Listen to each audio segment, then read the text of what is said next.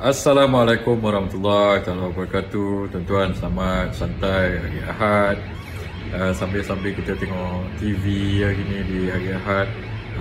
Petang ini, tengah hari ini saya nak ulas sikit lah berkenaan dengan keputusan PRK Air Kuning semalam. Saya tengok ramai penganalisa politik nak ulas berkenaan hal ini. Tapi ada satu perkara tu yang mereka tak sentuh, yang saya nak sentuh sikit hari inilah. Seperti yang kita jangka, yang saya jangka semalam, maka parti kerajaan PHBN ni menang dalam PRK Air Kuning ni. Ialah sebabnya mereka ada advantage, kelebihan dari segi sumber, kewangan dan sebagainya lah di situ. Biasanya PRK ni memang memberi kelebihan kepada parti kerajaan lah. Dan seperti yang kita jangka juga, kadar keluar mengundi di situ adalah 60%, 59%. Semalam saya tengok actually lagi a bit rendah daripada yang kita jangka. Kita jangka 60 ke 70%. Semalam 59 ke 60%. Maksudnya apa? Di situ ada 31,000 pengundi. Dan daripada 31,000 pengundi itu yang keluar dalam 18,000, tuan-tuan. PHBN dapat 11,000 dan PAS Perikatan Nasional dapat 6,000 dan PSM dapat 1,000. So total lebih kurang 18,000. Saya nak ulas satu benda, iaitu undi orang Melayu ni pergi mana. Sebab dekat situ calonnya adalah calon Melayu lawan calon Melayu, dan saya dengar ustaz lawan ustaz. So orang Melayu ni mengundi siapa dekat situ. So kalau kita lihat dan kita selaraskan kadar keluar mengundi ni mengikut kaum, di 59%, maka katakan di situ selaraskan untuk semua kaum lah. Daripada 18,000 itu, jumlah orang Melayu yang keluar mengundi adalah 10,000. 10,000 orang Melayu telah keluar mengundi di Air Kuning semalam. So 10,000 ni pergi mana? Kita tengok PAS dapat 6,000 undi. So rata-rata pengundi atau orang yang mengundi PAS ni, saya ingat hampir semua ialah orang Melayu Islam lah. Saya tak rasa ada ramai orang bukan Melayu yang undi PAS atau Perikatan Nasional di situ. Ada lah, bukan tak ada, tapi kalau ada pun segelintir lah. Tapi kita boleh kata hampir semua lah yang 6,000 ni adalah orang Melayu Islam. So kalau 6,000 yang undi yang PAS dapat ni adalah daripada undi Melayu, maka 10,000 pengundi Melayu yang keluar. So maksudnya PHBN dapat 4,000 undi Melayu.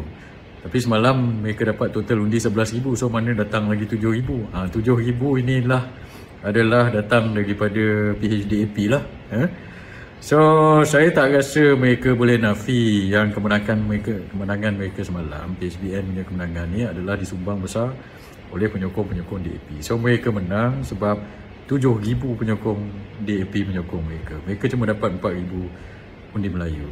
So apakah conclusion ataupun kesimpulan yang kita boleh dapat dari ini? Kalau kita tengok dalam PRU yang lepas, masa arwah YB Isam bertanding di situ, beliau arwah telah dapat 9,000 undi, dan kata-kata undi yang diberi kepada Barisan Nasional UMNO pada ketika itu, UMNO lawan DAP pada ketika itu adalah 9,000. Dan 9,000 ni adalah orang-orang Melayu lah, undi-undi Melayu di situ. So dulu mereka dapat 9,000 undi Melayu kat situ. Sekarang jumlah undi Melayu yang mereka dapat cuma 4,000. So hampir lebih, bukan hampir separuh, lebih daripada separuh daripada undi Melayu. Mereka telah hilang 5,000 daripada 9,000. Undi Melayu telah hilang. So sebab itu saya kata, dulu orang situ, orang UMNO original kat situ 9,000 undi UMNO. Tapi bila UMNO dah jadi amdap mantap, maka lebih daripada separuh, 5,000 orang-orang Melayu tu sama ada undi orang lain atau mereka tidak keluar mengundi. 5,000 UMNO hilang dekat situ. Of course DAP top up 7,000, so mereka menang 11,000 undi dengan majoriti 5,000 semalam. Sebab itu sebelum ini Menteri Besar Perak target 18,000. Kenapa dia target 18,000? Sebabnya kerana dia assume yang dia boleh, pada saya nampak dia assume yang dia boleh dapat balik 9,000 pengundi Melayu yang dia dapat masa PRU dulu, top up dengan 6-7 ribu daripada pengundi DAP ni, dapat dalam 16,000. Lepas tu tarik lagi pengundi Perikatan Nasional barangkali 2,000. Itu yang dia target 18,000. Tapi sebaliknya berlaku, iaitu pengundi dia sendiri lebih daripada separuh, 5,000 tu sama ada tak keluar undi Melayu ni atau tak undi dia semula. So nasib baik pada dia, DAP top up 7,000, dapatlah 11,000 undi. So jauh daripada target dia 18 tu dapat 11. Sebabnya dia tak mencapai target 18, cuma dapat 11,000 sebabnya 5,000 pengundi asal dia UMNO ORI ni tak undi dia pada kali ni. Sama ada tak keluar mengundi ataupun undi orang lain. Ini adalah satu yang signifikan. Apa implikasinya kepada kedudukan kursi-kursi ini menjelang PRU akan datang? Nanti saya ulas dalam video-video lain lah, dalam macam mana mereka nak bagi kursi. Satu lagi implikasi adalah begini, iaitu jika undi Melayu pecah macam semalam 4,000, 6,000, maka PH akan berkuasa, Anwar Ibrahim akan berkuasa pada PRU 16. Kalau keadaan sama berlaku di air kuning ini berlaku masa PRU 16, iaitu PH berjaya menggunakan amdap mantap untuk memecahkan undi Melayu, maka Anwar dengan DAP akan berkuasa dan membentuk kerajaan.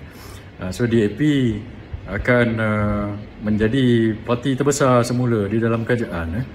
Parti terbesar dalam parlimen ialah PAS, ada 42 kursi, tapi PAS bukan kerajaan. DAP dalam kerajaan, so kerajaan yang berkuasa. So parti terbesar dalam kerajaan adalah DAP dengan 40 kursi. So mereka effectively, walaupun Perdana Menterinya daripada PKR, tapi efektifnya akar umbi dalam kerajaan itu dan ahli parlimen yang paling ramai di situ dikuasai oleh DAP. So kalau undi Melayu pecah, maka DAP lah akan berkuasa. Saya tak nampak macam mana politik Melayu ni boleh menjadi dominan semula. Kalau ini berlaku dalam PRU 16 atau seterusnya, iaitu undi Melayu pecah, DAP akan yang menjadi dominan, bukannya politik Melayu yang akan menjadi dominan.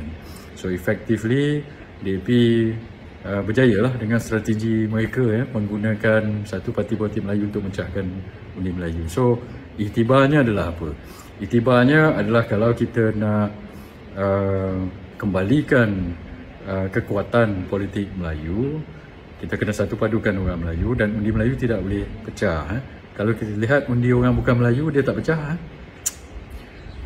Bukan Melayu ataupun yang bukan Melayu, pengundi bukan Melayu di Semenanjung ini, tak salah saya ada lebih kurang berapa, 30 lebih persen, 35-40% macam itu. Tapi undi mereka tidak pecah, so solid. Tapi kita pula 60% tapi berpecah macam semalam. So kita yang pecah-pecah walaupun majoriti tidak boleh melawan minoriti yang tidak pecah. So kita tak boleh berpecah lah undi ini selagi ada pihak-pihak yang menggunakan